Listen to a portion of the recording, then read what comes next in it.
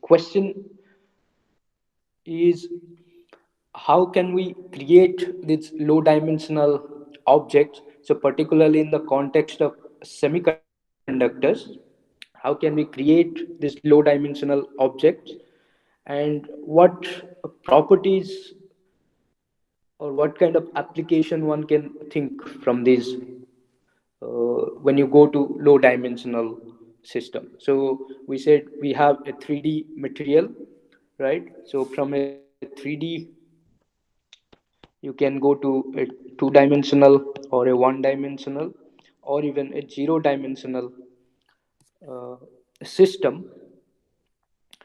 And definitely, so we saw, okay, there is a change in the density of states, so that of course changes. uh, and since density of state changes, so that is actually reflected in its electrical or electronic properties, optoelectronic properties, uh, uh, and so these are the things which, so that means you can change or vary the band gap. uh, so how these things happen, so we will discuss that. So when we talk about this bulk 3D materials, so we all know about this Ohm's law. Basically, when you apply electric field, so you have you can write down the current density. So you assume that electrons are basically behave like free. They are free electrons. Okay, so which actually participate in your electrical conductivity, and you can get the Ohm's law out of that. And what we assume here is electrons, they behave almost like electron gas in three dimension. So now let's say we confine this electrons into two dimension. Okay, so that means how the transport properties and the electronic properties will change due to this quantum confinement along one of the directions. So we have confined it into one dimension, so the other two dimensions are actually free. Okay, so in that case, these electrons, we can call it as a two dimensional electron gas. Okay, so because let's say you confine it in the z direction, so x and y, it is free to move, so it is known as a 2D electron gas. So of course, when you confine in the one direction, what you get is a quantized energy level in one of the directions, in the z direction. But the question is, how do we create this low dimensional object? So not only this 2D kind of electron gas or 2D system, so how one can create 1D or 0D systems. So mostly these are done uh, in semiconductor materials, and there are many ways one can achieve it. So you can use a chemical synthesis, or like a deposition techniques like CVD, or like molecular beam epitaxy. So there are different routes how you can achieve this confinement in different directions. And one of the successful method is like you grow them epitaxially. Okay, so this is known as epitaxy. So that means you go grow this whatever material you want to grow in a confined geometry on a substrate. Okay, so here this picture is basically shows that you have, so you have a substrate, and then you want to grow a epitaxial layer. So it can be of the same material, or it can be of a different material. Okay, uh, so depending on, so now, so epitaxy means, so you are growing just like So you have an atomic layer, and on top of that, you put another atomic layer, and you are going it in a layer by layer with a perfect, so that the lattice matches perfectly with the bottom layer. So that you get, so the idea is that you get almost like a single crystalline structure without a defect, uh, and without any defects or any problem with the film. So on the left side, what you see is like if the material they match, the lattice constant they match, so you can grow epitaxially quite nicely because the lattice constants they match. Okay, so they have the same lattice constant, so you can grow it easily. So the atom which is evaporated, so it can be in a MB process or a chemical vapor deposition process. So it will go and exactly will be arranged just like your substrate, uh, the substrate lattice. But many times there will be a difference in the lattice constant. So if you are growing different materials, and uh, and what happens in that case, you can still get a epitaxial layer, but that epitaxial layer will be strained. Okay, so that means your material which you want to grow, the thin film which you want to grow, has a different or stretched a little bit, or it is in a strained condition because the lattice mismatch, there is a lattice mismatch. And of course, if you, so this lattice mismatch can sustain up to certain thickness of your film which you are depositing. But if you go above certain critical thickness, so this strain has to be released, and then you create a lot of defects and dislocations in the material. So especially at the interface. So when this, here you see this interface, so you create defects and dislocations. Okay, and that is how the film above it will relax or will become unstrained. So all these things one can play with by deposition technique and create these low dimensional objects and use it for for their advantage. So you can say, okay, if I create these defects or dislocations, it might be bad, yes, in some cases, but for many electronic properties or even optoelectronic properties for devices, so sometimes you want this kind of defects or dislocations to exist. Okay, so there are two, like as I said, you can grow the same material on top of your substrate, a thin film. So like you can grow a silicon on a silicon substrate or gallium arsenide on a gallium arsenide substrate. So that is known as homoepitaxy. And then if you grow a different material, so like germanium on silicon, okay, so that is a heteroepitaxy. So these are the two different terms that is used. And then in semiconductor, what is interesting is that not only you have silicon, let's say you dope it.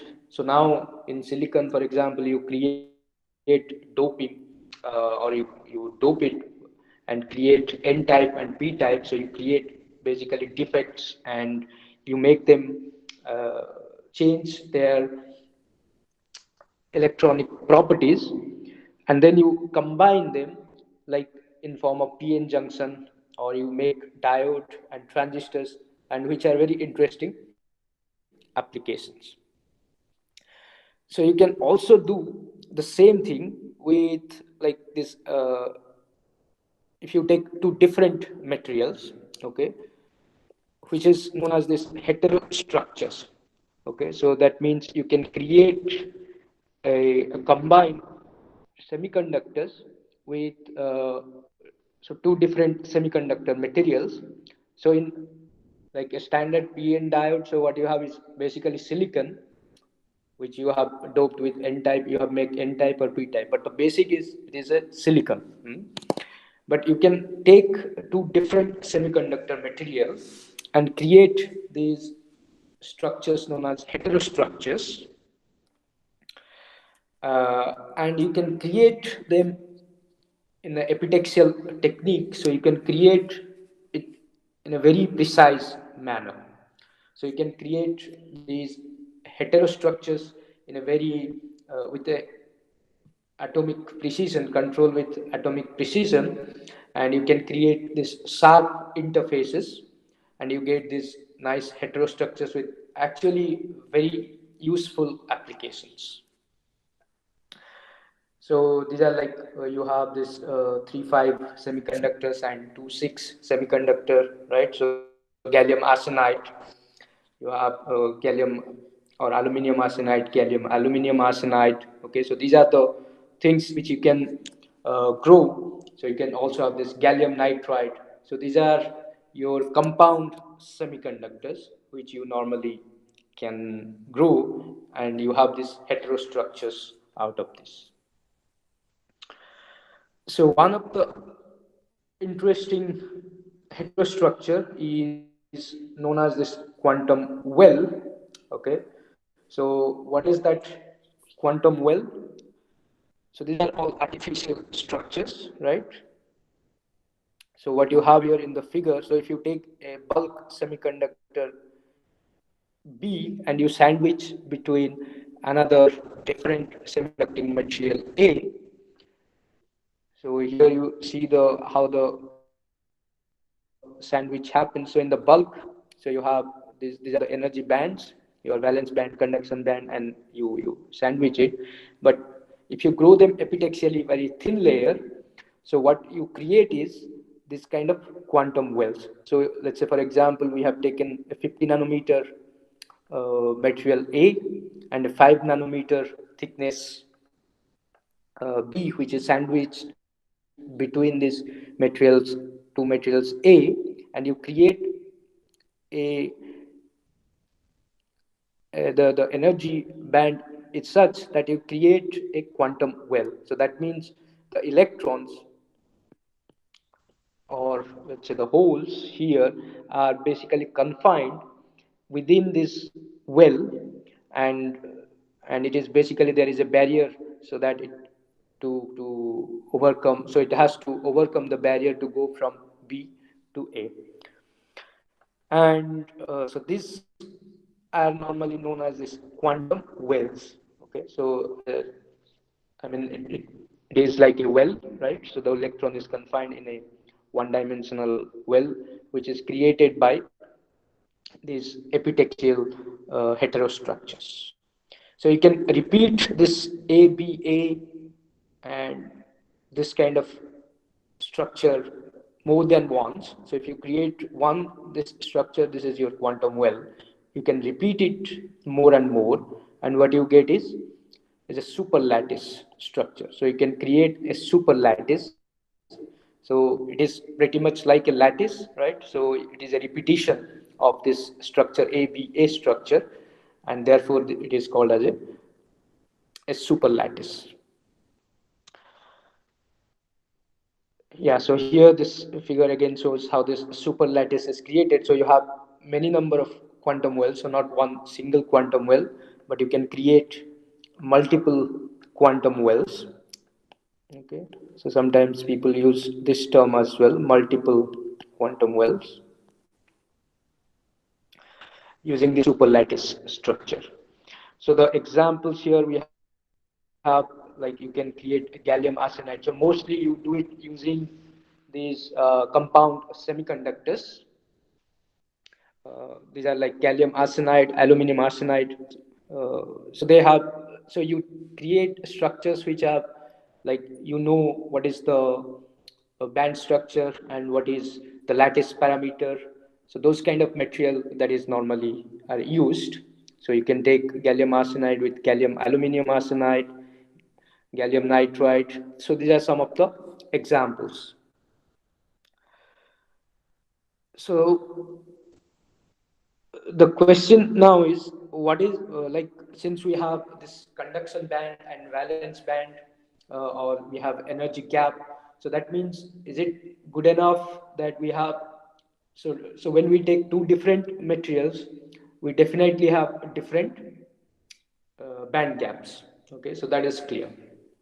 So gallium arsenide and aluminum arsenide, or gallium arsenide and gallium aluminum arsenide, they will have different band gaps. But now, when we put them together and we want to create these quantum wells, so what are the possible ways one can combine this? Okay, so when we have this A, B, and A kind of structure here, like here, so what are the possible combinations of this energy bands that we can have? So there are actually three types. These are like the types of heterostructures. So what you see here in the figure, so type A, so the band gap is like larger compared to your band gap of your type B, and the B type is actually the band structure is such that it is exactly lying in between the band gap of the material A. So that is known as a type 1 heterostructure. Okay, so that means, if you look at the top of the valence, so if now you can consider this ABA, this structure or the device, as a one single structure, instead of taking it like a individual materials, independent materials A and B. So it is a one single unit right now. And if you look at in that single device, the highest of the conduction band, so that means this EG, EVB, and the lowest of the highest of the valence band and the lowest or the minimum of the conduction band, they belong to the same material B, right? So your lowest or the minimum of the conduction band is also in the material B, and your highest of the valence band is also in the material B. So that is a type 1 type 1 heterostructure. But in another possibilities, this is a type 2. So what happens is, like, your maximum of your valence band, or the maximum of your valence band age, or the your electronic state, is in material B, let's say in this case, but the minimum of the conduction band, or the conduction band age, is in a different material A. Okay, so this is known as a type 2 heterostructure. But you can also have like a extreme case where the conduction band age of material A is lower than the valence band age of the material B.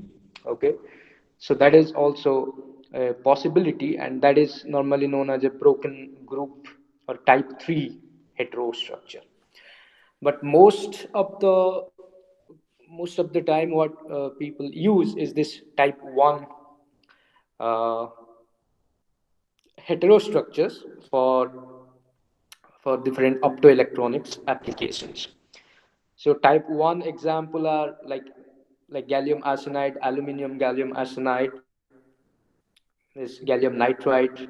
So all these compound semiconductor, most of the compound semiconductors, so they you choose in such a way that it will be a type 1 heterostructure. But nevertheless, type 2 also exists, and they have some useful, like, for long wavelength. So clearly, what you see here is the band gap is basically very small in the type 2 heterostructure, right? Because uh, it's although they are physically separate from two different materials, but nevertheless the band gap is very small, and you can use it for some long wavelength optoelectronics devices, so you where your since the energy gap is small, so you can use it for some long wavelength applications. So you have so example is indium arsenide, and this uh, although these type 2 kind of heterostructures are not, or type 3 for that matter, they are not so used quite a lot for applications. Okay, so if you look at this type 1, let's say one of the type 1 heterostructure, and again this is a zoomed up version of that. So you look at, so you have aluminum arsenide. Yeah, okay, so this is aluminum arsenide and gallium arsenide uh, sandwich. So gallium arsenide is sandwiched between your aluminum arsenide, and so you create this quantum well in the gallium arsenide, and immediately we can go back to our electron in a one dimensional potential box kind of problem here. You can calculate the density of states, and we can also calculate the what is the energy labels, energy eigenvalues. So we have this different energy eigenvalues E1, E2, E3. So En, which is defined by your width of the well. So this W is the width of your well. Basically, that is the your thickness of your uh, gallium arsenide in this case. So you create a heterostructure of aluminium arsenide, gallium arsenide, and aluminium arsenide, let's say. So your quantum will be created in gallium arsenide, and the electrons in the gallium arsenide will be confined right now, and you will have these energy labels very similar to like a 1D potential box, and you create this discrete energy labels for in the gallium arsenide, and the energy labels will be defined by the width or the thickness of the wall. And these are like applications will be in optoelectronic devices. So you can, if you vary this W basically, so you can vary the uh, like how you can excite from the ground state. So in the conduction band, for example, so you can control the energy difference or the energy gap, and that will give rise to a different. So of course the band energy band will change, but you can also use it for applications like for detectors like absorption and emission, so that you can change. So you can create like a detector, a photon detector, uh, by tuning the width of this quantum well. And people actually do it for optical detection or for infrared detection. You can create even like lasers, so you can create. So then, so here we have this heterostructure, this is a quantum well. Okay, so you can even make these heterostructures and create this PN diode like structure. You can create even transistors. So all these things, whatever you have done in case of silicon, you can all do in these heterostructures. And you can create these diodes, and basically you can combine. So not only taking this one single quantum well, so you can take multiple quantum wells, and you can create, like you can have these laser diodes, and different detectors you can create. So a lot of possibilities are there which you can create using this uh, quantum wells. So another fundamental thing that normally happens, so these are like 2D electron gas, and now if you cool it down to go to very low temperature and apply a very high magnetic field. So presence of a magnetic field and a low temperature. So what you observe is a very interesting electrical conductivity, so known as quantum Hall effect. Okay, and where the conductivity is typically given by this nu e square by h, so or your resistivity by this factor here, and here nu is can be your integer or it can be a fractional number as well. And this constant h by e square, it is known as a von Cligin constant, which is actually who discovered this quantum Hall effect or integer quantum Hall effect uh, in 1980s. And all these were done on this 2D electron gases, especially this fractional Hall effect, for example, was discovered on this gallium arsenide and gallium aluminium arsenide, this heterostructures. Okay,